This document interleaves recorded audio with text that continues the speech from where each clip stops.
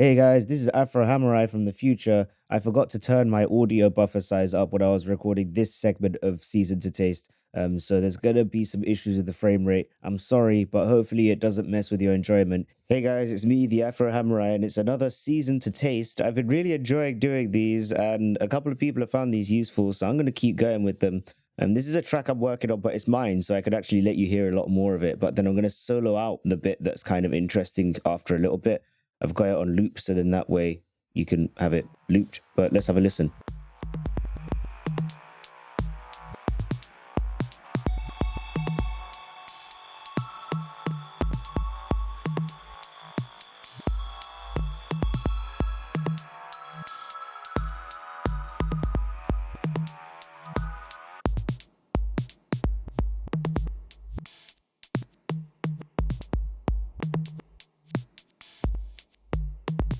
But what do I have? Well, I'm going to show you.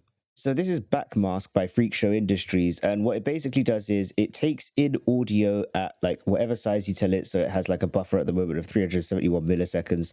Takes audio in, reverses it, and then plays it over the top of whatever it is that you have it on. Or if you have it on a bus, it will just play its audio, and then you can have the mix at 100%. You can do it either by triggering by milliseconds, triggered by note value, so you have something that's a bit more time aligned, or you can trigger it when it hits a certain level. At least personally, I haven't had anything hugely dynamic enough myself to have it trigger on a level, but maybe if you had it on like a single drum hit, you could have it trigger only when that drum hit actually happens, and then you have like a really cool situation. Either that, or maybe if you have vocals and then all of a sudden the vocals get like kind of loud and that's when you want it to be triggered, then you could do that as well.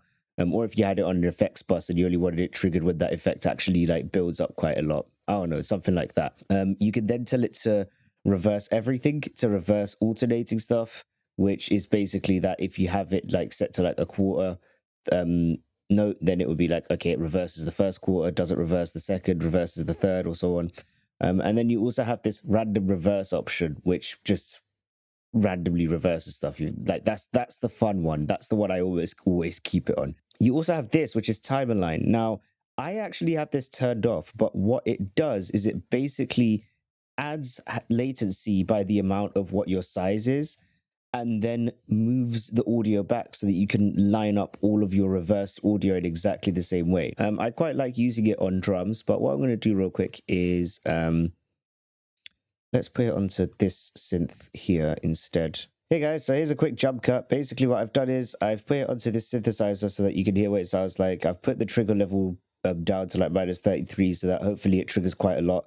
Set the mix to 100, put the size to 383 milliseconds because I could. And I've like, yeah, set to random reverse because that sounds really good. So we're going to have a listen and see what it sounds like. Let's go.